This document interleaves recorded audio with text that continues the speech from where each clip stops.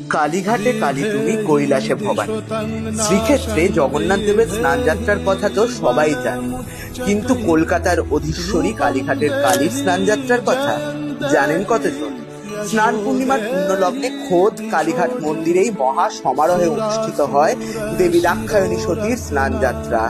পূর্বদিন শুক্ল চতুর্দশীর রাত্রে অধিবাস পুজো সম্পন্ন হবার পর পরদিন স্নান পূর্ণিমার পুণ্যলগ্নে অভিষেক সম্পন্ন হয় সতী অঙ্গে।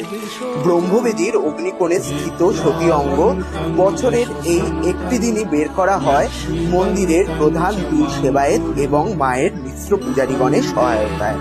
রূপোর বাক্সে থাকা সতী অঙ্গের মহা অভিষেক সম্পন্ন হয় রূপোর গামলায় সোনার কমণ্ডলুর মাধ্যমে।